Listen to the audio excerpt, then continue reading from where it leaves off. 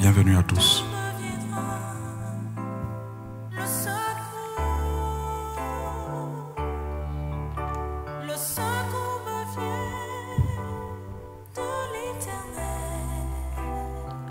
Que Dieu bénisse chacun.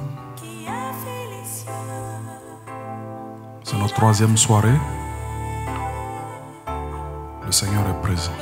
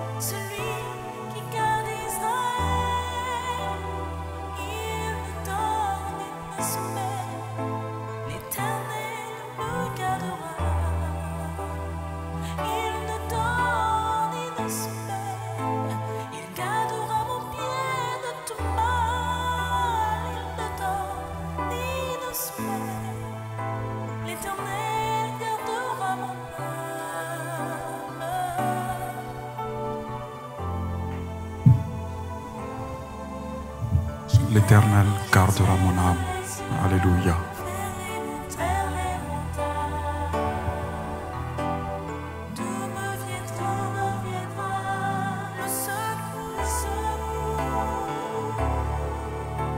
Le secours me vient de l'Éternel qui a fait les cieux et la terre. Le secours vient de l'Éternel. Le secours me vient de l'Éternel qui a fait les cieux et la terre. Le secours me vient de l'Éternel. Le regard de l'Éternel parcourt la terre. Il délivre ceux qui sont à lui.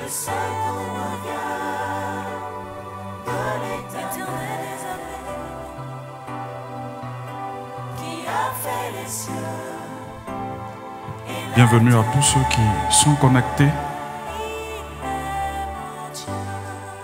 Gardons le réflexe du partage. Nous commençons dans quelques minutes.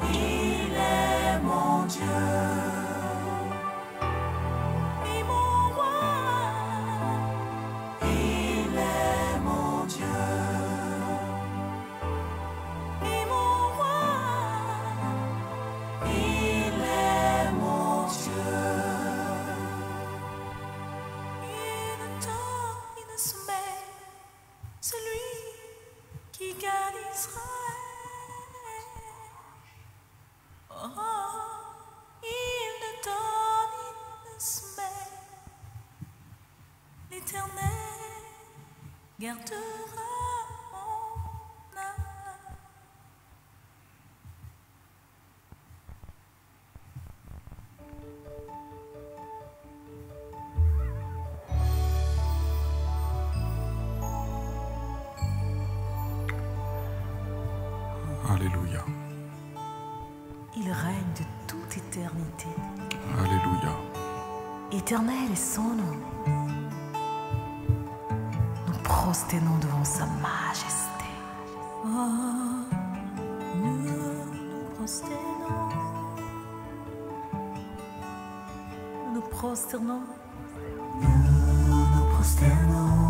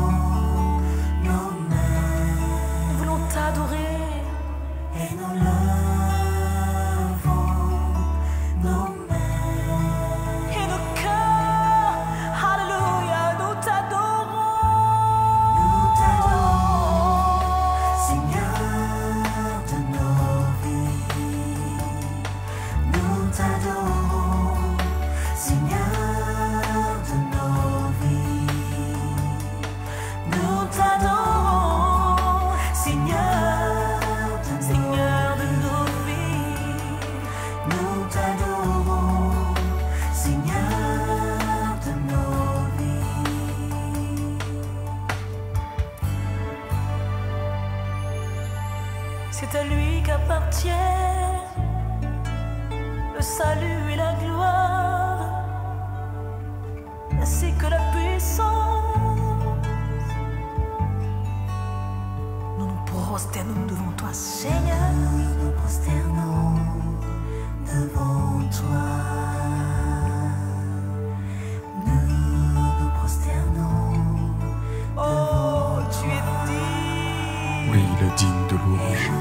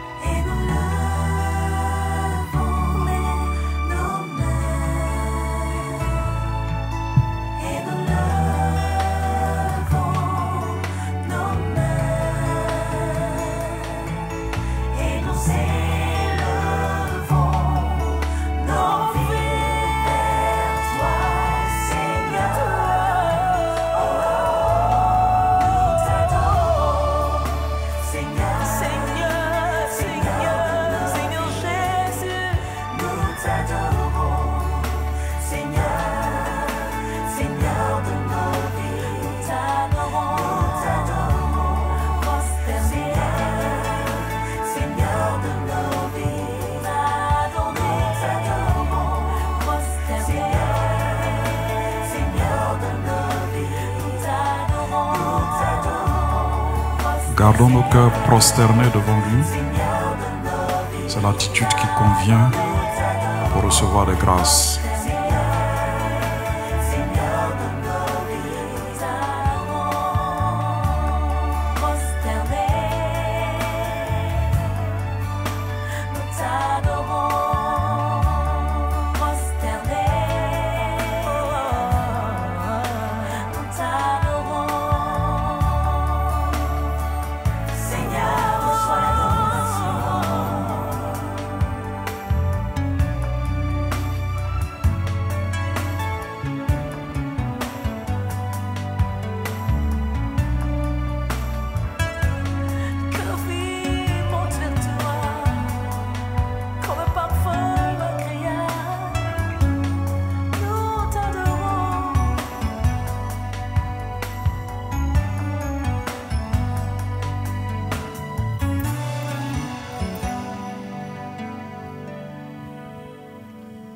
Alléluia. Dieu soit béni. J'élèverai ma voix et je chanterai mon amour pour toi. Mon cœur proclamera la louange au Seigneur. La louange au Seigneur. La louange au Seigneur, le Dieu de gloire. Le Dieu de gloire. À lui la louange. La louange au Seigneur. La louange au Seigneur. La louange au Seigneur, le Dieu de gloire. Le Dieu de gloire. Le Dieu de gloire. La louange. La louange au Seigneur. La louange. La louange au Seigneur. La louange au Seigneur, le Dieu de gloire. Le Dieu de gloire. La puissance au Seigneur. La puissance au Seigneur. Le Dieu de gloire. Le Dieu de gloire. Oh, Jésus est notre Dieu de gloire. Que cette gloire se révèle à nos cœurs de plus en plus pour une adoration toute la puissance qui lui plaît. Le Dieu de gloire.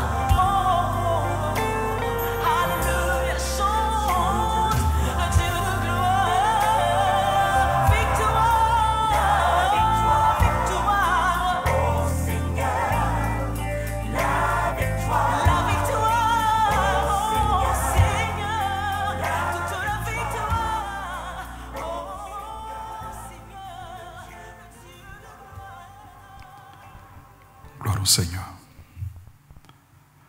Nous présentons ce moment au Seigneur. Seigneur, merci encore de nous rassembler autour de toi, autour de ta présence. Nous voulons venir nous prosterner devant toi, le Dieu de gloire, Jésus glorifié. Nous passons notre temps, ces quelques jours, à étudier, à voir combien de fois tu t'es humilié. Mais en réalité, tu es le Dieu de gloire. Aide-nous à voir, au travers de cette humiliation, la gloire de ta personne. Aide-nous, au travers de ces méditations, de ces exhortations, à saisir la beauté de ta personne. Donne-nous de désirer être comme toi. Par ton esprit, transforme-nous à ton image. Car nous voulons t'aimer plus que tout. Nous voulons te glorifier dans nos vies, t'élever dans nos vies. Merci de nous faire du bien encore ce soir, car nous comptons sur ta présence et sur l'action de ton esprit. Viens, viens, là où nous sommes, là où chacun se trouve. Viens, Saint-Esprit de Dieu. Viens et fais du bien. Viens et installe ta présence. Que tout ce qui est des pensées humaines, des pensées qui ne te glorifient pas, soit amené captive à l'obéissance à Christ. Car c'est toi que nous voulons voir, c'est toi que nous voulons honorer, c'est à toi que nous voulons nous soumettre.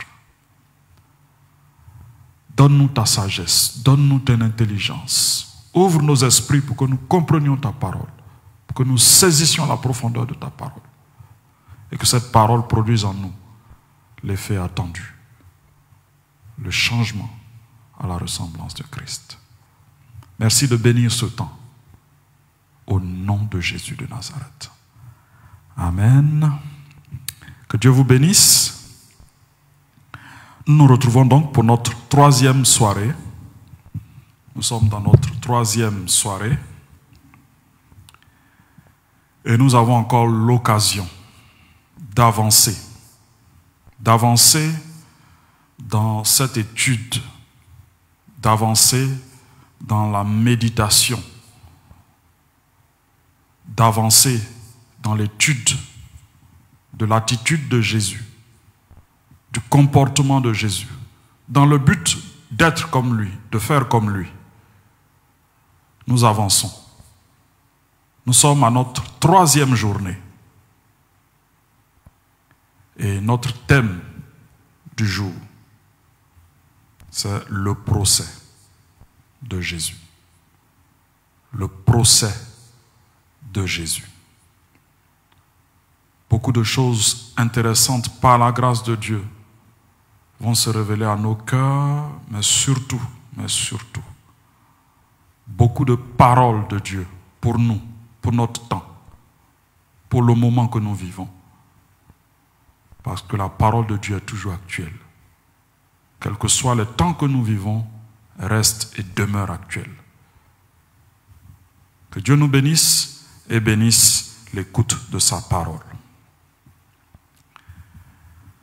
Quand vous êtes dans une situation de crise et qu'au fur et à mesure que les jours passent, la crise ne fait que s'accentuer, ce n'est pas une chose intéressante à vivre. Une crise qui s'accentue au fur et à mesure que les jours avancent. Ça devient de plus en plus grave. Ce n'est pas du tout facile à vivre. Mais Jésus a dû vivre ça. Il a dû vivre ça. Sa crise n'a pas été aussi longue que celle que nous traversons aujourd'hui. Mais ce n'est pas un problème de longueur, c'est un problème d'attitude. Les choses se sont passées très rapidement. Très rapidement. Et Dieu était aux commandes. Parce que le temps était arrivé pour l'agneau de Dieu d'être immolé. Et ça urgeait que cette chose arrive. Que cette délivrance prophétisée, annoncée depuis l'Ancien Testament, que cette délivrance arrive. Ce n'était plus le temps d'attendre. C'était le temps de réaliser l'œuvre de salut.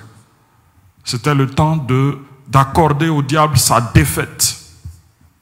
C'était le temps de revendiquer ce qui appartient à Dieu.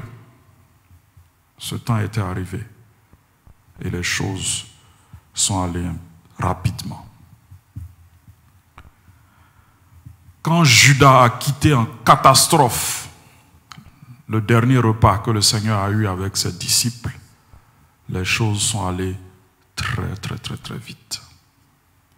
La Bible nous dit que Judas lui-même ne savait pas quel était le moment favorable pour aller livrer Jésus. Et c'est lors de ce repas, Jésus lui tend le morceau. Et Jésus lui dit, ce que tu as à faire, fais-le. Fais-le promptement. Et c'est là que tout s'est enchaîné. Judas a quitté le repas de façon inattendue. Et il est revenu quelque temps après avec une foule armée pour venir saisir Jésus. Jésus ne s'est pas caché. C'est Jésus qui a raté son arrestation en donnant ce morceau à Judas. Et quand Judas est revenu avec les soldats, Jésus ne s'est pas caché, il s'est mis devant, comme un berger se tient devant ses brebis pour les conduire. Il s'est mis devant et il s'est présenté comme celui qui devait être arrêté. Il a mis à l'abri ses brebis, ses précieuses brebis, ses apôtres, et il les a suivis parce qu'il avait décidé de se livrer. Et donc, les ayant suivis, vont se succéder une série d'événements. Il faut lire les 4 évangiles en parallèle pour voir combien de fois Jésus a été trimballé ici, là, ici, là, ici, là. Nous n'avons pas le temps matériel d'étudier tous les détails. Nous voulons nous focaliser sur les événements clés. Mais il faut savoir que dès qu'il a été arrêté, il allait chez Anne, il allait chez Caïphe. Il a été conduit après chez Pilate. De chez Pilate chez Hérode. De chez Hérode chez Pilate à nouveau. Pendant cette nuit jusqu'au matin, Jésus a été trimballé. Mais nous voulons nous focaliser aujourd'hui sur ce procès de Jésus. Quand on parle de procès, on s'attend à ce que la justice soit dite, on s'attend à ce que la vérité sorte, on s'attend à ce que les évidences paraissent. On s'attend à de bonnes nouvelles quand on entend l'idée de procès. Parce que les choses vont être éprouvées. Les choses normalement sont éprouvées dans un procès. Et puis on ressort la vérité. Et tout le monde sait quelle est la vérité. Le peuple de Dieu attendait ça de leur chef. Ils avaient déjà déduit que Jésus était le Messie. Mais ils ne pouvaient pas décider de faire de Jésus leur Messie. Il fallait que leur chef, leur leader politique et religieux acceptent que Jésus est le Messie. Et leur annonce la nouvelle. Voilà le Messie que Dieu nous a envoyé. Malheureusement, c'était des leaders corrompus, des leaders tombeaux blanchis comme Jésus lui-même les a qualifiés. C'était ce genre de leader. Que pouvait-on espérer d'un tel procès? Malheureusement, pas grand-chose. Pas grand-chose pour le peuple d'Israël, à qui devait profiter ce procès. Si c'était un procès de justice, ils auraient analysé les Écritures, ils auraient soupesé les choses. Et même si leur cœur était mauvais, s'il y avait un peu de sincérité, ils auraient déduit que Jésus est le Messie. Malheureusement, ce procès n'a pas accouché d'une vérité importante pour le peuple d'Israël. Mais nous qui méditons ce texte, nous avons des vérités importantes pour nos vies. Et ce sont celles-là que nous allons essayer de ressortir. Donc, nous sommes à notre troisième session. Notre thème du jour, c'est le procès de Jésus. Et nous sommes toujours dans notre série de messages sur la victoire de la Pâque pour les temps de crise. La Pâque, c'est pour bientôt. Ce sera une célébration de la résurrection de Jésus, de sa victoire sur le péché, sur la maladie, sur la mort et sur beaucoup de choses. Mais il faut regarder de près le texte biblique pour comprendre cette victoire et pour la célébrer à sa juste valeur. Il nous faut comprendre la victoire. Et cette victoire est passée par le complot, l'arrestation et maintenant par le procès. Nous allons prendre donc nos Bibles. Nous allons prendre nos Bibles et nous allons lire le texte de Matthieu chapitre 26, versets 57 à 68. C'est notre texte de base. Si vous nous avez suivis depuis ce matin à 7 heures, c'est un texte qu'on a médité ensemble. Et nous avons l'occasion encore de revenir sur ce texte. Et donc ceux qui l'ont médité saisiront peut-être plus rapidement les choses parce qu'on a déjà lu le texte, on a déjà réfléchi sur le texte.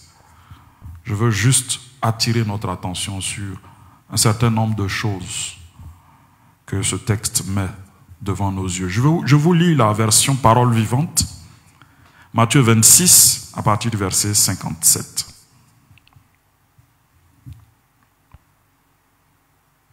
Matthieu 26, à partir du verset 57.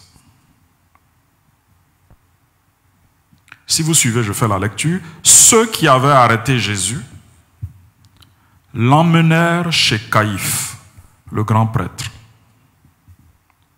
où les interprètes de la loi, les scribes, et les responsables du peuple, les anciens, s'étaient déjà rassemblés et attendaient.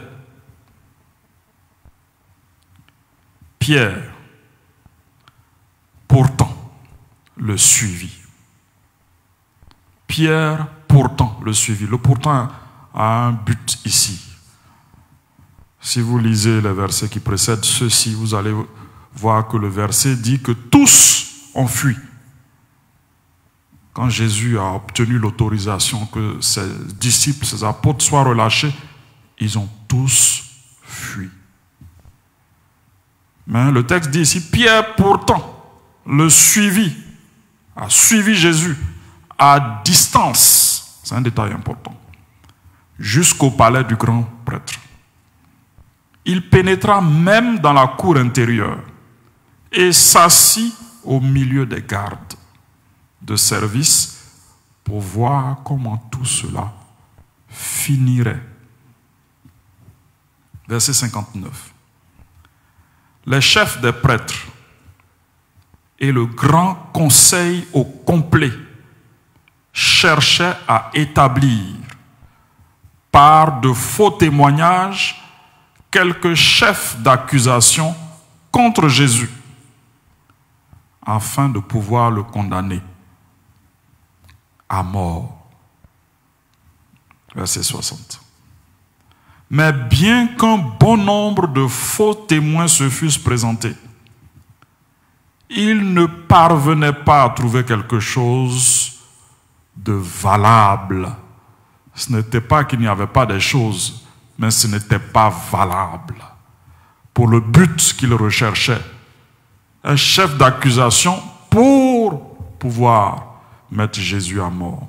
Finalement, tout de même, et j'apprécie la traduction ici qui montre avec un peu d'humour ce qui s'est passé. Finalement, tout de même, il en survint deux témoins qui déclarèrent: cet homme a dit, je peux démolir le temple de Dieu et le rebâtir en 3 jours.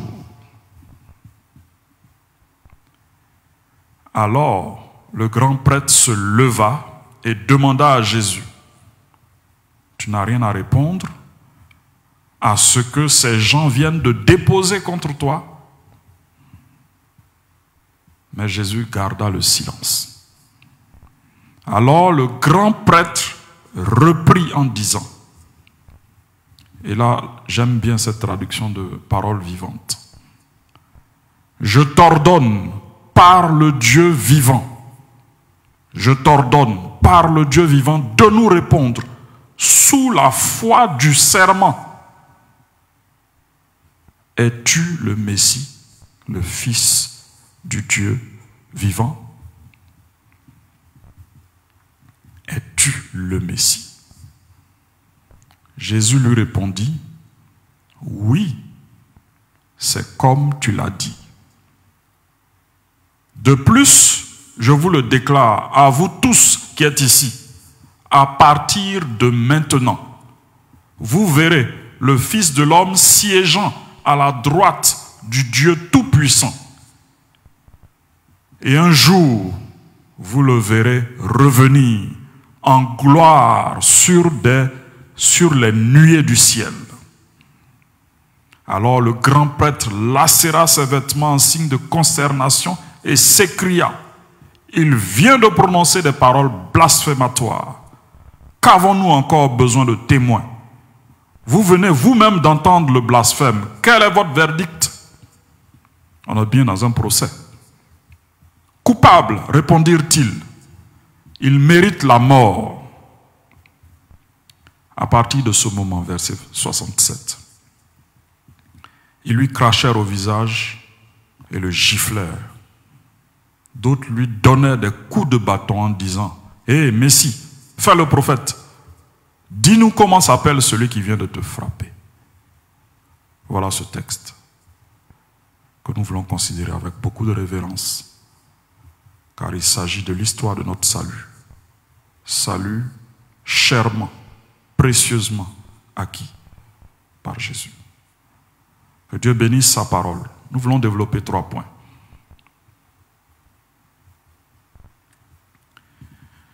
D'abord, le contexte du procès, en premier point.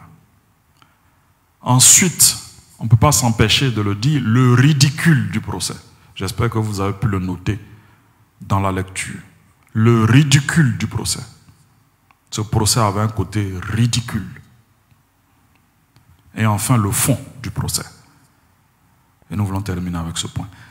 Le contexte du procès, le ridicule de ce procès et le fond du procès.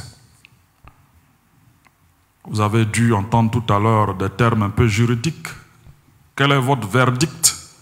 Je pense que la traduction Parole vivante a essayé de traduire ce qu'il faut pour qu'on sente qu'on était à un procès.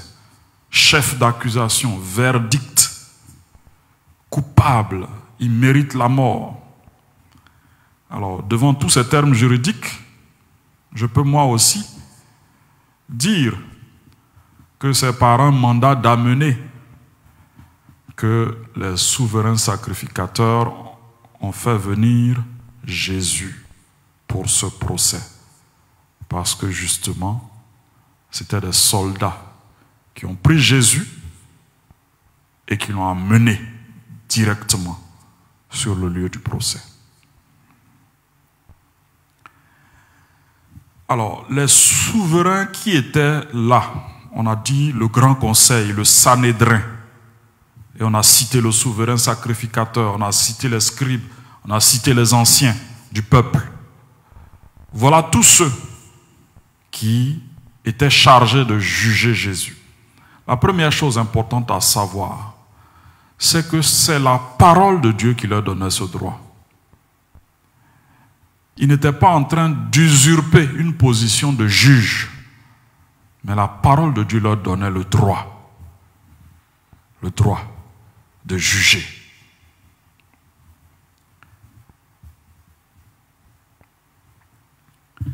Et c'est important de remarquer que dans la nation d'Israël, c'est la nation dont Dieu a conçu la loi. C'est la nation, on va dire, que Dieu a créée. Et donc, c'est important de noter qu'en Israël, à cette époque, ceux qui étaient juges étaient des hommes de Dieu. Tu ne peux pas être juge sans être un homme de Dieu. Ça, c'est la première remarque importante à faire.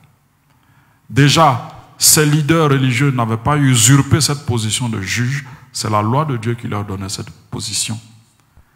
Et cette loi de Dieu avait décidé que ce soit des hommes de Dieu qui jugent les affaires du peuple. Notre société n'est pas ainsi faite. Tu n'as pas besoin de craindre Dieu pour te retrouver juge, avocat ou autre chose. Mais Dieu a donné une loi qui était comme ça. Et il y a une leçon très importante que nous devons, nous, enfants de Dieu, retenir. Juger, c'est un travail divin. C'est Dieu qui juge, en dernier ressort. Et donc, ceux qui doivent juger doivent avoir un minimum de crainte de Dieu. Doivent avoir un minimum de crainte de Dieu. Pour que la justice soit exercée. Ce n'est pas le cas dans notre société actuelle. Parce que notre société actuelle ne cherche pas à faire les choses comme Dieu le veut. C'est pourquoi dans la société, dans le royaume futur que Jésus va établir sur la terre, ce sont des hommes de Dieu qui seront les juges des nations. C'est comme ça que Dieu a voulu les choses. Il faut être un homme de Dieu pour juger les affaires. Et je vous lis 1 Corinthiens chapitre 6, verset 2, pour achever de vous convaincre sur ces choses. Dans l'église de Corinthiens, les chrétiens avaient des problèmes les uns avec les autres. Et au lieu d'aller voir leurs leaders religieux, leurs pasteurs, les serviteurs de Dieu, ils allaient porter leurs affaires, leurs conflits devant les juges du monde qui ne craignent pas Dieu. Et Paul leur fait un rappel très très très important que nous devons saisir. 1 Corinthiens chapitre 6 verset 2, il dit « Ne savez-vous pas que les saints, les chrétiens que nous sommes, c'est nous qui sommes les saints, parce que Jésus nous a sanctifiés, on n'a pas de sainteté propre, mais c'est Jésus qui a fait de nous des saints, parce qu'il nous a donné sa sainteté à lui. Donc quand on parle de saints, on ne parle pas de personnes spéciales, on parle de personnes qui ont accepté Jésus et qui sont devenues saints, mis à part, réservés pour Dieu. Donc Paul rappelle aux Corinthiens, comment pouvez-vous aller faire juger vos affaires par des hommes du monde? Ne savez-vous pas que les saints jugeront le monde? Et si c'est par vous que le monde est jugé, êtes-vous indigne de rendre les moindres jugements? Est-ce que nous comprenons le propos de Paul ici? Notre vocation en tant que leader, en tant qu'enfant de Dieu, c'est de rendre jugement. Parce que nous avons un certain niveau de connaissance de Dieu, de crainte de Dieu qui nous permet de rendre des jugements. Et donc, si entre deux enfants de Dieu, les choses ne vont pas bien, c'est plus logique d'aller en parler aux hommes de Dieu, aux serviteurs de Dieu.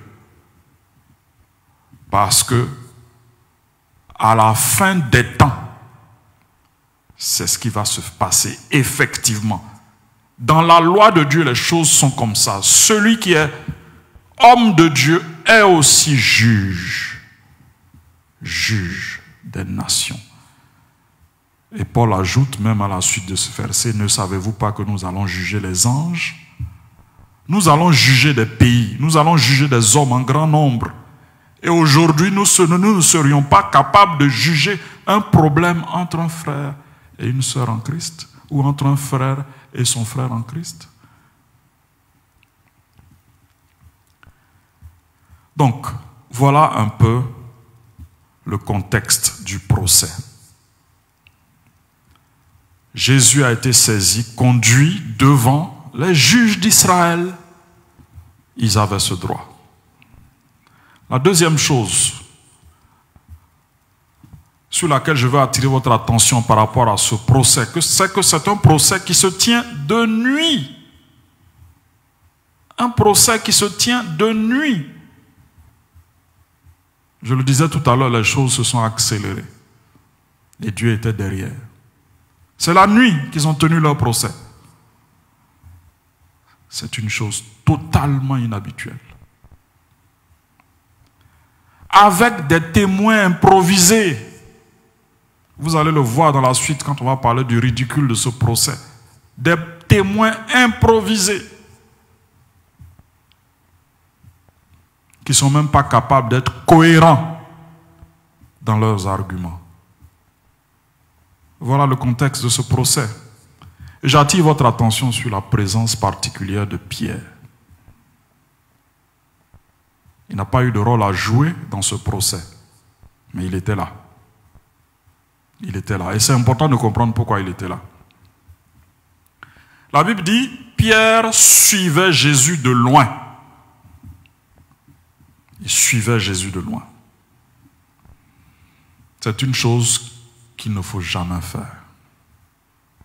Soit tu suis Jésus, soit tu ne le suis pas. Il n'y a pas une façon de suivre Jésus qui est de le suivre de loin. Tu ne veux pas assumer, tu ne veux pas accepter sa doctrine, tu ne veux pas accepter ses commandements, mais tu veux quand même venir à l'église de temps en temps. Tu ne veux pas te soumettre à sa loi. Tu ne veux pas marcher dans la sainteté. Mais tu veux faire des apparitions quelquefois à l'église. Faisons attention. On ne suit pas Jésus de loin. Soit tu le suis, soit tu ne le suis pas. Ça ne l'honore pas. Si c'est ce que tu fais en ce moment. On ne suit pas Jésus de loin. Si c'est le péché qui te met dans cette position, ne reste pas esclave du péché. Jésus est mort pour que nous soyons libérés de l'esclavage du péché. Alors ne reste pas dans une position d'esclave. Réponds-toi sincèrement et quitte cette position. Parce que le péché peut te pousser à suivre Jésus de loin. Tu ne dois pas suivre Jésus de loin. Tu ne veux pas te mouiller, tu ne veux pas prendre de risques, tu veux être en arrière-plan et puis suivre Jésus quand même. Non, ça ne marche pas. Deuxième chose importante sur l'attitude de Pierre.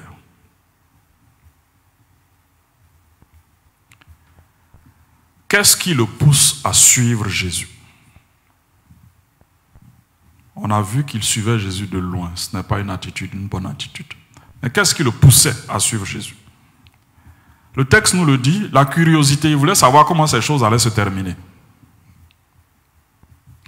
Et vous voyez que la Bible étale là beaucoup de défauts de Pierre. Il n'était pas parfait. Pourtant, c'est un grand homme de Dieu. Il n'était pas parfait. Et en ce moment-là, il y avait encore beaucoup d'imperfections. Comment, à une heure si grave du ministère de Jésus, comment pouvons-nous nous retrouver? Alors, je vais utiliser un terme peut-être pour bien comprendre l'attitude, le côté, le mauvais côté de cette attitude de Pierre. Comment peut-on chercher à s'affairer dans un moment aussi grave et aussi crucial, comment peut-on chercher à voir, bon, quand ça va finir, comment, qui va gagner? Je vais m'asseoir au milieu des soldats, je vais tirer leur langue, je vais savoir qu'est-ce qui se fomente. La curiosité. Vous savez ce que Pierre aurait dû faire? C'est passer en revue les paroles de Jésus. Aller se recueillir quelque part. À partir du moment où Jésus t'a mis à l'abri pour dire cela ne touchez pas à eux, ce n'est pas à toi d'aller encore te mettre au milieu de ces personnes. Pierre aurait dû se mettre quelque part, rester calme et puis se rappeler les paroles de Jésus. Jean 14, que votre cœur ne se trouble point. Croyez en Dieu, croyez en moi. Je vous enverrai un autre consolateur de la même nature que moi. Il aurait dû repasser ces paroles dans son esprit et il serait arrivé à une bonne attitude. Il aurait compris ce qui se tramait. Mais non, la curiosité, elle n'avait pas sa place ici. Troisième mauvaise attitude de Pierre, la compagnie. Pierre allait trouver, s'il arrive, bon, lisez l'évangile de Jean, vous verrez que c'est Jean qui avait des entrées dans la cour du souverain sacrificateur et c'est Jean qui lui a permis de rentrer dans cette cour. Donc Jean avait des entrées. Mais à la limite, si Jean est là, reste avec Jean. Ne va pas t'asseoir au milieu des soldats ou des serviteurs. Et nous devons faire attention en tant qu'enfants de Dieu à nos compagnies en temps de crise, à notre façon de suivre Jésus en temps de crise. Nous devons faire attention. Je vais vous rappeler les paroles du psaume 1, verset 1. Heureux l'homme qui ne marche pas selon le conseil des méchants, qui ne s'arrête pas sur la voie des pécheurs et qui ne s'assied pas en compagnie des moqueurs. Et c'est effectivement le cas pour Pierre dans ce texte. Des personnes qui se moquent de Jésus. Et tu vas trouver plaisir à t'asseoir avec eux. Quel plaisir peut-on trouver? Et aller communier avec ceux qui nient la divinité de notre Seigneur. Avec ceux qui bafouent son honneur. Comment peut-on se retrouver à s'asseoir au milieu de ces personnes? Nous devons chercher à trouver notre plaisir dans la loi de l'Éternel et à la méditer jour et nuit. C'est ce que Pierre aurait dû faire. Jésus a parlé. Lisez Jean 14. Ça commence même dans Jean 13. Jean 14, Jean 15, Jean 16, Jean 17, c'est la prière. C'est Jésus qui parle durant tous ces chapitres. Et ce n'est pas tout ce qu'il a dit, parce qu'il y a le discours sur le mont des Oliviers. Jésus a parlé. Ces paroles ont besoin d'être reprises, d'être calme, prendre ces paroles, les relire, essayer de les comprendre. Je dis relire, reméditer, essayer de comprendre. Il y aurait une chose intéressante, des choses intéressantes seraient sorties de cette méditation. Mais non, ce n'est pas le chemin que Pierre a pris. Que nous ne soyons pas sur le chemin de Pierre, qui ne nous donne pas ici un bon exemple. Parlons du ridicule de ce procès. Si vous avez noté en lisant, vous avez vu que c'était un procès ridicule. Et je vais vous donner quelques raisons. La première raison pour laquelle ce procès est ridicule, c'est que voilà des juges en Israël qui veulent respecter la loi et la piétiner en même temps. Si vous voulez piétiner la loi, piétinez-la jusqu'au bout. Si vous voulez la respecter, respectez-la jusqu'au bout. Mais vous ne pouvez pas en même temps vouloir respecter la loi et en même temps vouloir la piétiner. Je vais vous donner des éléments pour vous aider à saisir. Deutéronome 19, verset 15 dit ceci. Et c'est de là qu'ils tirent leur autorité en tant que juge. Un seul témoin ne suffira pas contre un homme pour constater un crime ou un péché. Un seul témoin ne suffira pas. Quel qu'il soit, un fait ne pourra s'établir que sur la déposition de 2 ou de 3 témoins. 2 ou 3 témoins. Alors, ça, ils ont essayé de respecter ça. Parce que vous voyez que c'est deux personnes qui viennent pour venir accuser Jésus.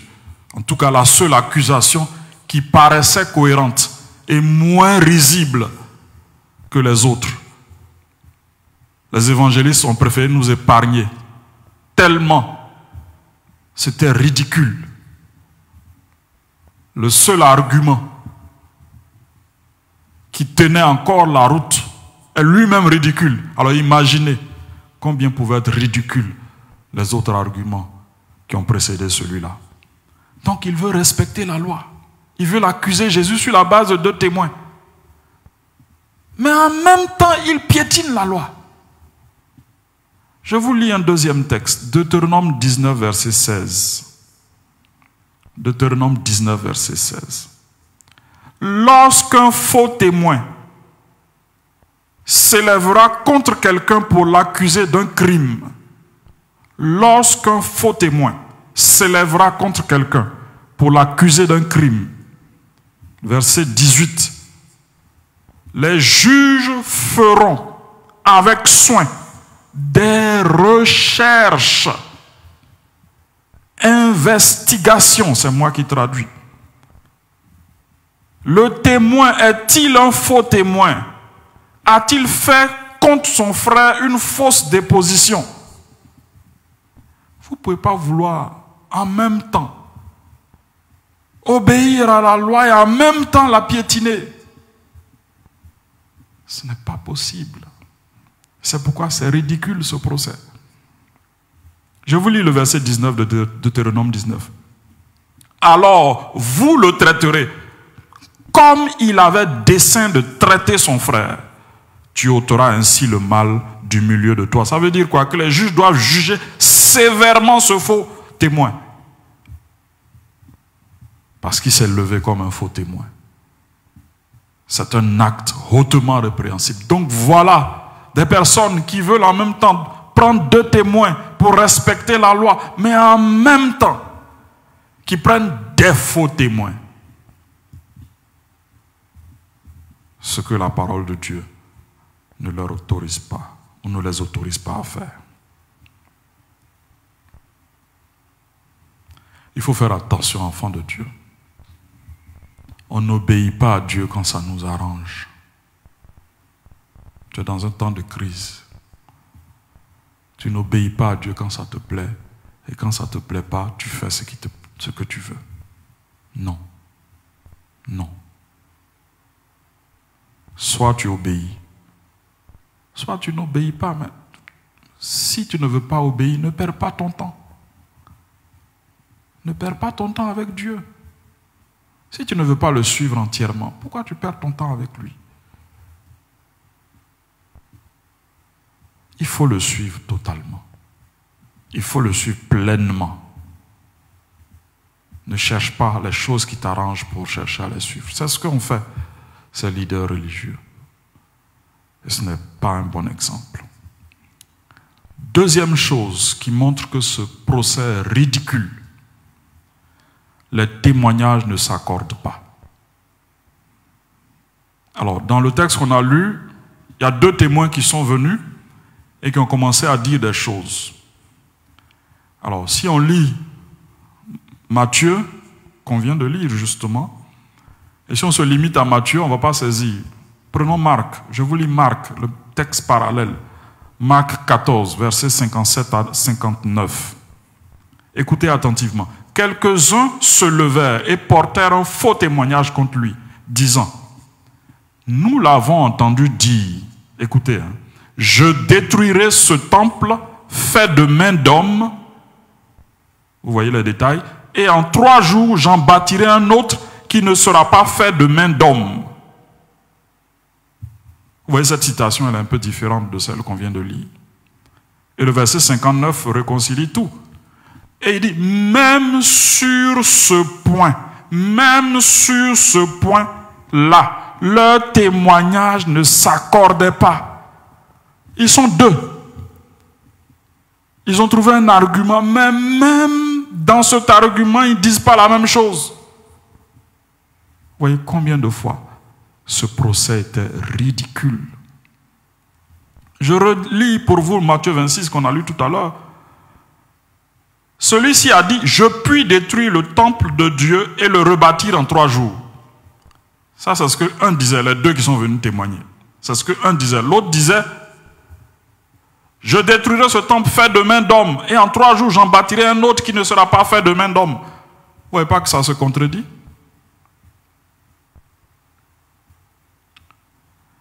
Voilà donc des témoins qui ne s'accordent pas sur un argument qui semble être l'argument, parce que vous voyez le souverain sacrificateur se lever, il tient là l'argument, il demande à Jésus de réagir. Jésus ne répond pas, c'est trop ridicule. Si ce n'était le sérieux de ce moment, si nous étions à leur place ou à la place de Jésus, je veux dire en tant qu'homme limité avec nos faiblesses, on serait en train de rire, de se moquer. Il n'y a rien de sérieux dans ce procès. 3e argument. Les 2 témoins décisifs sont incapables de citer correctement Jésus. Incapables. C'est pourquoi Jésus n'a même pas cru bon de répondre. Ils disent une chose que Jésus n'a pas dite. Et on veut accuser Jésus d'une chose qu'il n'a pas dite. Comment les choses peuvent être ainsi? Dans les 2, même s'ils ne s'accordent pas, il y a un qui dit que le temple sera rebâti, mais pas de main d'homme. Regardez ce que les 2 disent. Je détruirai ce temple. Ils disent que Jésus a dit je détruirai ce temple. Jésus n'a pas dit je détruirai ce temple. Dans Matthieu 26, je puis détruire le temple. Non, Jésus n'a jamais dit qu'il allait détruire le temple. Il parlait du temple comme de son corps. Il dit c'est vous qui allez détruire le temple et je vais le relever. C'est vous qui allez chercher à me tuer et je vais revenir à la vie. C'était le sens des propos de Jésus. Mais cette parole-là était tellement compliquée, même pour les apôtres. Alors imaginez ceux qui ne connaissent même pas Dieu, qui voulaient comprendre ce que Jésus a voulu dire. Ce que Jésus a dit, c'est Jean 2, 19, détruisez ce temple et en 3 jours je le releverai. Il parlait du temple de son corps. Il dit, c'est vous qui allez détruire le temple et c'est moi qui vais le relever. Mais eux, ils disaient, toi, tu vas détruire le temple et tu vas le relever. C'est pas ce que Jésus disait. Et c'était ridicule. Et même, voyez encore le ridicule, jusqu'à quel niveau il est porté. Au moment où Jésus est sur la croix, certains se moquent de lui. Mais ils se moquent de lui en disant des choses que Jésus n'a même pas dites. Et ils reviennent parce qu'ils ont tellement peu saisi ce que Jésus a dit. Matthieu 27, verset 40. En disant, toi qui détruis le temple et qui le rebâtis en 3 jours, sauve-toi toi-même. Mais Jésus n'a pas dit qu'il détruira le temple. Et on prend cela pour se moquer de lui. Alors que ce n'est pas ce qu'il a dit. C'était vraiment un procès ridicule. Je suis sûr qu'en cherchant, on pourra encore trouver d'autres raisons. Je l'ai dit tout à l'heure en commençant. C'était un procès sérieux. C'était certes à l'insu d'Israël. Les enfants d'Israël n'étaient pas au courant de ce procès. Mais si c'était un procès sérieux, il devait accoucher de quelque chose de positif, de bon pour le peuple d'Israël. Malheureusement, c'était un procès ridicule. Heureusement que le souverain sacrificateur va sauver la face de ce procès. Alors, pour mettre fin à la mascarade, il va poser une question à deux volets à Jésus. Et comme je l'ai lu tout à l'heure, je t'ordonne par le Dieu vivant. J'aime cette traduction parce qu'elle met une contrainte, elle oblige Jésus à répondre. Il a posé une question à Jésus sur ce qui a précédé, sur ce dont on l'accusait, ce dont ces deux personnes l'accusaient. Jésus n'a rien dit. Et on comprend pourquoi Jésus n'a rien dit. Parce que vous voulez m'accuser de quelque chose que je n'ai même pas dit. Ça sert à quoi de réagir à ça? Jésus n'a pas réagi. Et donc, le souverain sacrificateur qu'il vient avec maintenant une question. Et ça, c'est une question de fond. C'est une question de fond. Et nous parlons maintenant du fond de ce procès. C'est une question de fond. Es-tu le Messie, le Fils de Dieu? Es-tu le Messie, le Fils de Dieu? Es-tu le Messie, le Fils de Dieu? Et il dit avant cette question, je t'ordonne par le Dieu vivant de nous répondre sur la foi du serment. Jésus répond, oui, c'est comme tu l'as dit. À partir de maintenant, vous verrez le Fils de l'homme siégeant à la droite du Dieu Tout-Puissant. Et un jour, vous le verrez revenir en gloire sur les nuées. J'attire votre attention sur les expressions. Es-tu le Messie, le Fils de Dieu? C'est la question qui est posée à Jésus. Regardez la réponse de Jésus. Oui, c'est comme tu l'as dit, à partir de maintenant, vous verrez, il ne dit pas le Fils de Dieu. Il dit, vous verrez le Fils de l'homme. C'est un détail important. Es-tu le Messie, le Fils de Dieu? Il dit, oui, c'est comme tu l'as dit. Je suis le Messie, je suis le Fils de Dieu. Et c'est comme s'il ajoute après, je suis le Fils de l'homme. Je suis le Messie, je suis le Fils de Dieu, je suis le Fils de l'homme. Et c'est la question de fond. Parce que si Jésus est Messie, alors son sacrifice pour les péchés aura du prix. Si Jésus est Fils de Dieu, alors son sacrifice aura du prix. Si Jésus est Fils de l'homme, alors son sacrifice aura du prix. La question du fond de ce procès est tellement importante. Et je voudrais développer chacun de ces points. D'abord, Jésus Messie. Jésus le Messie. Qu'est-ce que ça veut dire? Ça veut dire celui qui a été annoncé, celui qu'on attend. Celui que Dieu a annoncé. Depuis le livre de la Genèse, depuis le péché d'Adam, c'est écrit ceci. Genèse 3, verset 15. Je mettrai, c'est l'Éternel qui parle et qui s'adresse au diable. Je mettrai inimitié, c'est-à-dire guerre, entre toi et la femme. Parce que la femme a été celle qui a été séduite.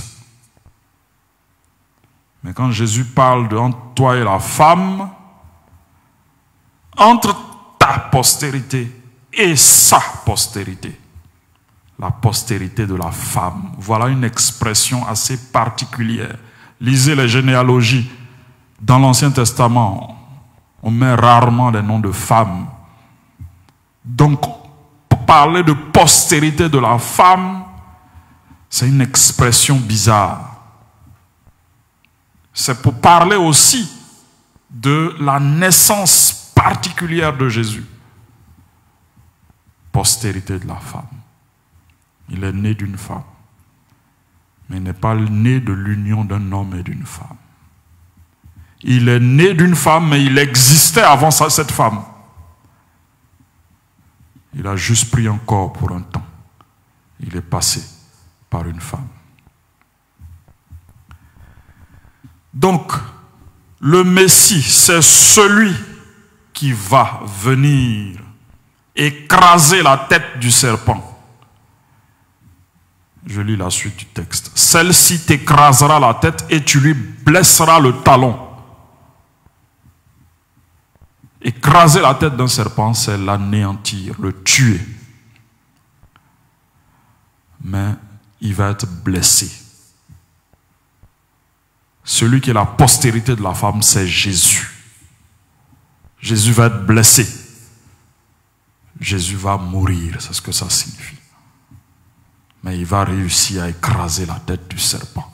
Et ça, c'est un message glorieux. En ce temps où nous vivons, la tête du serpent est écrasée. Alléluia. Sa tête est écrasée. Et c'est sur cette croix que Jésus a fait cela. Il n'a plus de pouvoir sur ta vie. Accepte Jésus et son emprise tombera. Jésus, fils de Dieu. Deuxième expression que Jésus utilise pour se caractériser, elle vient de la bouche du souverain sacrificateur. Je l'ai déjà dit ce matin pour ceux qui nous ont suivis. Fils de Dieu, ça veut dire Dieu. Fils de prophète, ça veut dire prophète. Fils de charpentier, ça veut dire charpentier. Chez les Juifs, fils de veut dire de la même nature que.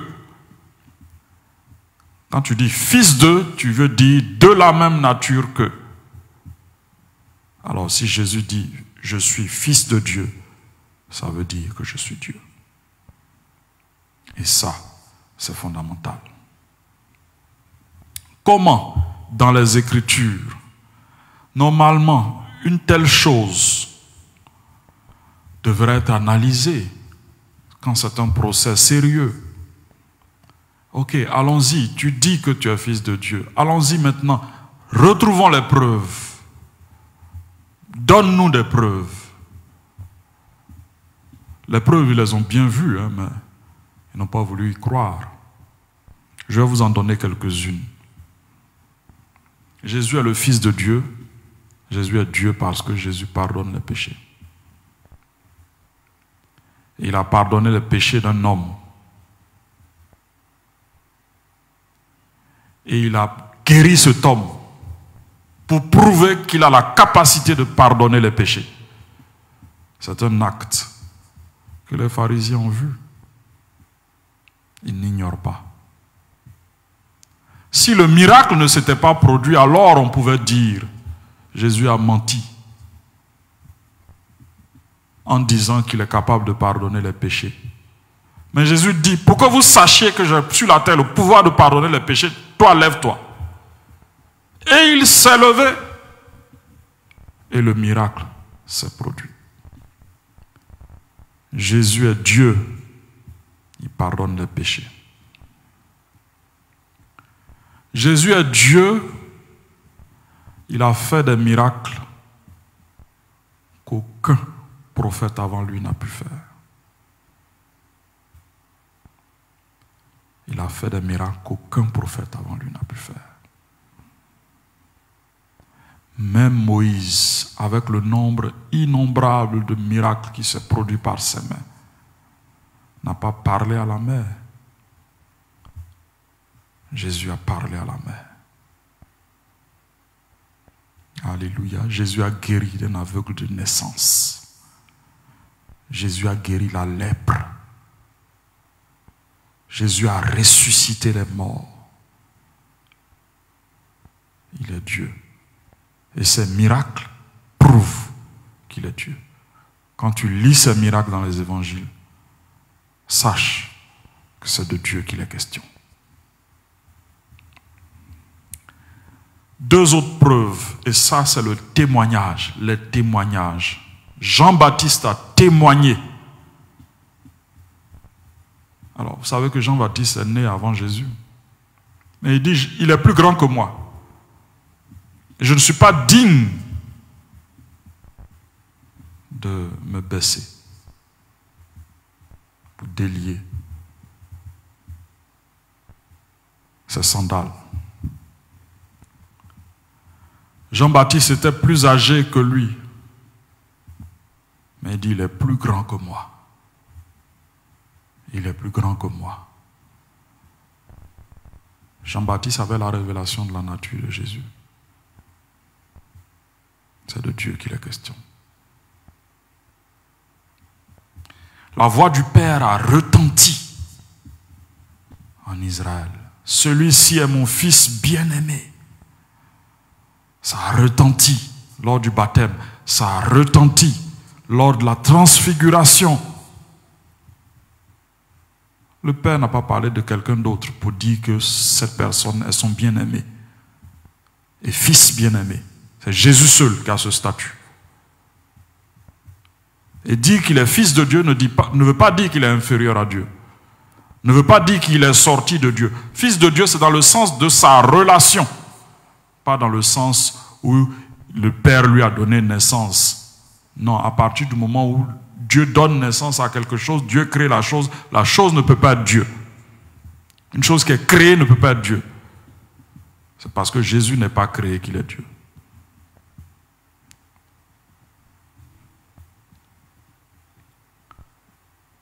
Jésus est fils de Dieu, le Saint-Esprit témoigne qu'il est Dieu. Alors le témoignage du Saint-Esprit, il est un peu particulier. Et je précise qu'il est le dernier à témoigner le Saint-Esprit de la nature de Jésus. Et ce n'est pas que tu vas voir le Saint-Esprit devant toi pour venir témoigner, non. Pendant que nous prêchons sa parole, le Saint-Esprit témoigne à ton cœur que Jésus est Dieu. Est-ce que tu vas accepter le témoignage du Saint-Esprit? Tu devrais accepter le témoignage du Saint-Esprit. Parce qu'après le témoignage du Saint-Esprit, il n'y a plus d'autres témoignages. Il n'y a plus d'autres chances. Et c'est pourquoi Jésus a dit, il faut faire attention au blasphème contre le Saint-Esprit. Celui qui blasphème contre le Saint-Esprit ne peut plus être pardonné. En fait, le témoignage du Saint-Esprit, c'est ça. C'est Jésus est le Sauveur. Accepte-le dans ta vie. Si tu dis non, Jésus n'est pas le Sauveur, tu refuses le témoignage du Saint-Esprit et tu ne peux pas être sauvé. Tu commets un péché qu'on ne peut pas pardonner. Que Dieu nous aide à savoir, à percevoir qui est Jésus. Je termine avec Jésus, fils de l'homme. Ou à mon avant-dernier point. Jésus, fils de l'homme. Qu'est-ce que ça veut dire? Jésus aimait se faire appeler fils de l'homme et pas fils de Dieu. Ça parle de sa nature humaine, quelque part, ce n'est pas faux. Mais ça a une toute autre signification. Ce n'est pas la signification à laquelle nous pensons. Quand Jésus se fait appeler fils de l'homme, il veut dire qu'il est celui à qui le gouvernement de ce monde va être remis. C'est ce que ça signifie, fils de l'homme.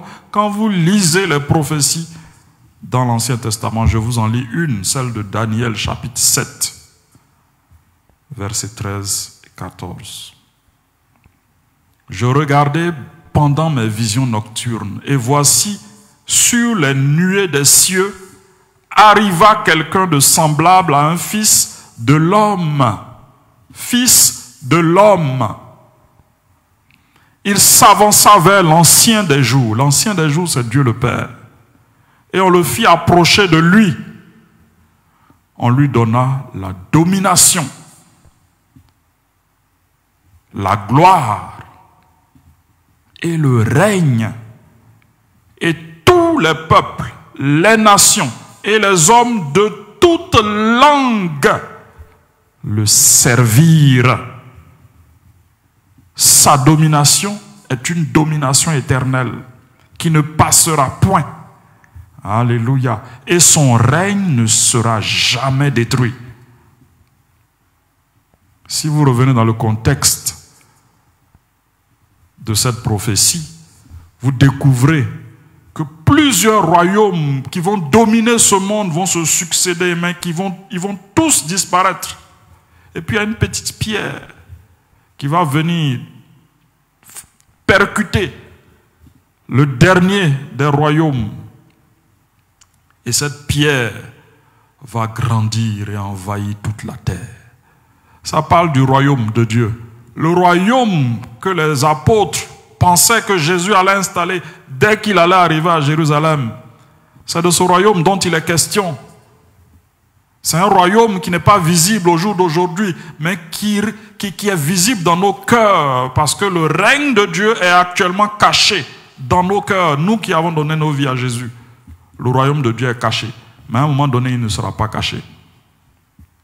Il va être révélé au monde. Et tous les hommes vont se soumettre à Jésus. Et tous les hommes vont se soumettre dans une certaine mesure au juge que Dieu aura décidé pour ce monde. C'est pourquoi Pierre a dit, nous jugerons les nations. Toi qui as donné ta vie à Jésus, tu vas régner avec Jésus. C'est cela, la vérité. Donc quand Jésus se fait appeler fils de l'homme, il veut dire celui à qui le règne du monde va être remis. Et il veut faire référence à cette personne qui est désignée dans le livre de Daniel. Donc c'est une expression de l'Ancien Testament, le Fils de l'homme. Donc voilà Jésus, Messie, Fils de Dieu, Fils de l'homme. Alors je fais ce développement pour que chacun de nous saisisse le sens de ces mots quand on dit Fils de Dieu, quand on dit Messie, quand on dit Fils de l'homme. Ainsi expliqué, normalement, quand on doit prononcer une sentence, ce n'est pas le blasphème, parce que c'est avec cette sentence que le souverain sacrificateur s'est levé. Il a déchiré son habit, un habit qu'il n'a pas le droit de déchirer. Lisez votre Ancien Testament, de quoi est fait l'habit du souverain sacrificateur. Il n'a pas le droit de déchirer cet habit. Il fait ce qui lui plaît. Il fait fi de la parole de Dieu. En même temps, il fait comme s'il veut obéir à la parole de Dieu. Le blasphème, c'est quelque chose de grave. Mais Jésus n'est pas en train de blasphémer. Alors toi qui m'écoutes, la question est pour toi. Le souverain sacrificateur et tous ceux qui étaient autour ont dit, non, Jésus ment. Il n'est pas le Messie, il n'est pas le Fils de Dieu, il n'est pas le Fils de l'homme. Toi, qu'est-ce que tu dis? Qu'est-ce que tu crois? Et qu'est-ce que tu fais de ce en quoi tu crois? C'est là toute la question. C'est là la question de fond. Il est le Messie ou il ne l'est pas? Il est le Sauveur ou il ne l'est pas? J'ai déjà démontré avec des arguments qu'il est ce Sauveur. Ce monde, un jour, va lui être remis. Et j'attire votre attention sur le commentaire que Jésus fait après avoir répondu au souverain sacrificateur. Ce commentaire est très important. Tu me demandes si je suis le Messie, le Fils de Dieu? Oui, je le suis. Mais maintenant, à partir de maintenant, je serai assis à la droite de Dieu. Et après, au moment indiqué par le Père, je reviendrai sur les nuées. Il dit, quand je vais m'asseoir à la droite de Dieu, j'aurai une position de juge.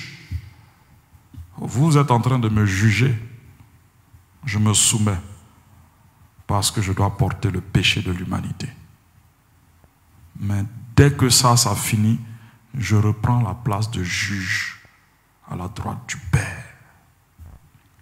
Et c'est moi qui jugerai. Lisez ou repassez l'histoire d'Israël, vous allez voir qu'en l'an 70, Jérusalem a été détruite, ravagée. Quand ses disciples s'extasiaient devant la beauté de ce temple, Jésus a dit, il ne restera pas pierre sur pierre qui ne soit détruite. Quand Jésus a été rejeté par la nation d'Israël, quand Jésus a été rejeté, a été accusé de blasphémation par les leaders d'Israël, et que Jésus, après son sacrifice, remonte au Père, c'est lui qui est dans la position de juge. Et c'est lui qui juge les hommes. Mais il juge toujours avec grâce. Il aurait pu les juger immédiatement après être monté au ciel. Mais il a fait grâce de 70 ans. En l'an 70, Jérusalem a été détruite. On ne renie pas Jésus, on ne blasphème pas contre Jésus, on ne méprise pas Jésus sans que ça nous coûte. Jésus, ce n'est pas ton petit ami. Jésus, ce n'est pas ton petit copain. C'est lui qui est assis présentement à la droite de Dieu. Et quand tu es chrétien, c'est une bonne nouvelle pour toi parce que la Bible dit qu'il est à la droite de Dieu, il intercède pour toi. Et dans ce temps de crise, il faut savoir que c'est ce que Jésus fait pour toi. Il prie pour toi. Toi qui l'as accepté. Alors tu ne dois pas avoir peur. Ceux qui doivent avoir peur et trembler, c'est ceux qui le rejettent, qui continuent à le rejeter, qui continuent à le mépriser. Ils le feront à leur dépens. Ce n'est pas ce que nous souhaitons. Et c'est pourquoi nous annonçons le message de salut. Pendant qu'il en est encore temps, pendant que tu as le souffle de vie, pendant que tu peux encore respirer, accepte Jésus. Confie-lui ta vie. Et si dans ta vie il y a des choses que tu as réservées pour toi-même, cède-lui tout. Il est glorieux ce Jésus. Ce n'est pas parce que tu le vois humilié, ce n'est pas parce que tu vois les hommes cracher sur son visage, ce n'est pas parce que tu vois des soldats qui n'ont même pas de grade se moquer de lui que tu vas le mépriser. Il a accepté de s'humilier pour toi. C'est pour toi qu'il a accepté de s'humilier. C'est pour te prouver combien de fois il t'aime. Si tu ne penses pas que Jésus t'aime, regarde à ce qu'il a souffert, parce que c'est pour toi qu'il a souffert cela. Il t'aime d'un amour profond. Il s'est donné pour que tu sois sauvé. Les portes sont ouvertes. L'accès est ouvert. La voie du salut est ouverte. N'attends pas un moment où ce sera plus difficile d'y entrer. Parce qu'après l'enlèvement de l'Église, ce sera plus difficile. Je ne dis pas que personne ne sera sauvé, mais ce sera plus difficile d'être sauvé. Aujourd'hui, tu peux être sauvé sans que ça ne te coûte ta vie. Pendant la grande tribulation, ceux qui seront sauvés au prix de leur vie. Parce que c'est le diable qui régnera, qui descendra avec ses démons et ses anges déchus pour dominer la terre et pour installer le chaos. Pendant qu'il en est temps, réconcilie-toi avec Dieu. Réconcilie-toi avec ton Sauveur. C'est aujourd'hui le jour du salut. C'est aujourd'hui que tu dois mettre ta vie en règle. C'est aujourd'hui que les choses boiteuses, tu dois les redresser. Ce n'est pas demain. Alors écoute la voix de ton Seigneur. Écoute la voix de ton Sauveur. Si glorieux, si majestueux, mais en même temps si personnel. Il t'aime profondément. Accepte son salut et engage-toi dans une relation avec lui. Tu vas découvrir qui il est. Tu vas découvrir que tu as été créé pour l'aimer. Tu vas découvrir que tu as été créé pour faire son plaisir. Et tu vas voir que toute ta vie va reprendre, va avoir du sens. c'est l'histoire de ceux qui ont rencontré Jésus. Je veux terminer et prier pour toi. Si tu veux accepter Jésus, tu n'as jamais accepté Jésus, ou même si tu allais à l'église et que tu avais abandonné, tu as commencé à suivre Jésus de loin, comme Pierre, tu as commencé à faire comme tu voulais. Ce message est pour toi. Là où tu es, mets-toi à genoux. Prosterne-toi devant ce Seigneur. Car comme il a dit, il est assis à la droite de Dieu. Ce n'est plus le petit agneau qui a la bouche bée. Non, c'est le grand Dieu, le grand Seigneur. Prions. Seigneur, nous te bénis. Je bénis ton nom pour ce temps que tu nous as donné. Merci pour ta parole qui s'est révélée à nos cœurs. Je veux prier pour tous ceux qui sont à genoux devant toi et qui veulent restaurer leur relation avec toi. Seigneur, tu vois. Mes yeux ne voient pas. Je suis un homme limité. Mais toi, tu vois. Rien n'est caché devant toi. Non seulement tu vois les âmes prosternées, les cœurs, les corps en tout entier prosternés devant toi, mais tu vois aussi le cœur.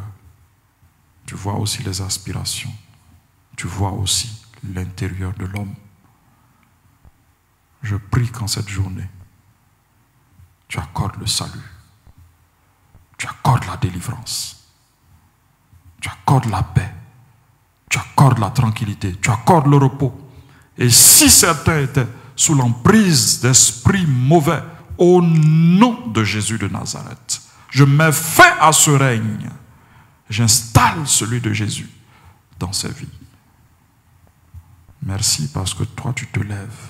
Et quand tu te lèves, ce sont tes ennemis qui se dispersent. Je bénis ton nom pour le salut que tu accordes, pour la paix, la joie que tu accordes. Ces temps sont des temps de crise, mais aussi des temps de grâce, où tu accorderas des grâces exceptionnelles. Je prie que, Seigneur, tu en déploies, Seigneur, cette nuit, sur cette nation, sur tous ceux qui te recherchent. Merci de faire grâce.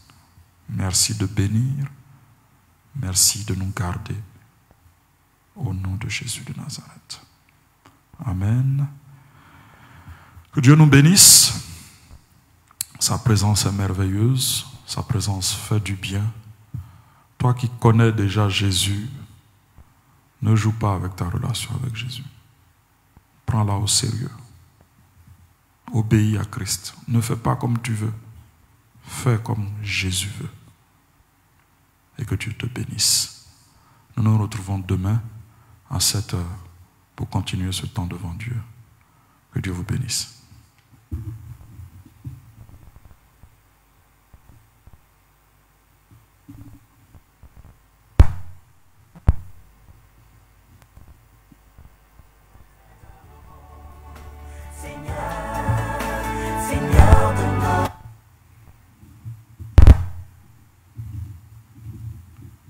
Lorsque vous le pourrez, vous devrez appuyer sur la notification. Vous pourrez alors utiliser l'assistant Google avec le casque.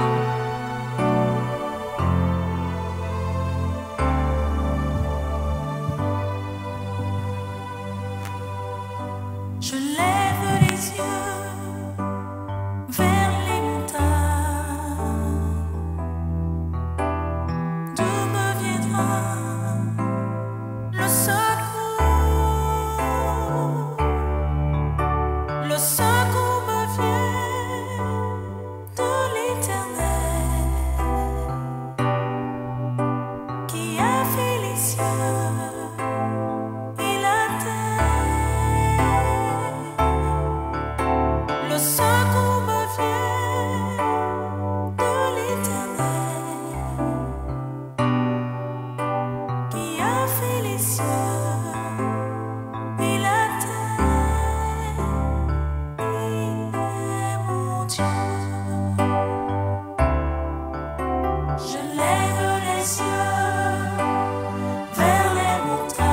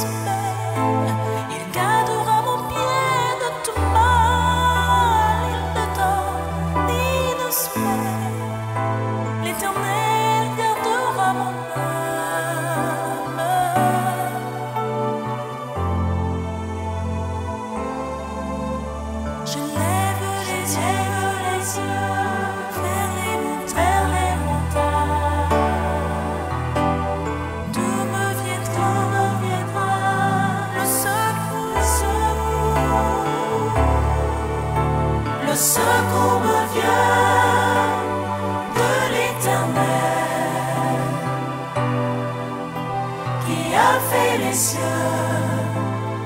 et la terre. Le secours me vient de l'Éternel qui a fait les cieux et la terre. Le secours me vient de l'Éternel qui a fait les cieux et la terre. Le secours me vient de l'Éternel des armées qui a fait les cieux et la terre.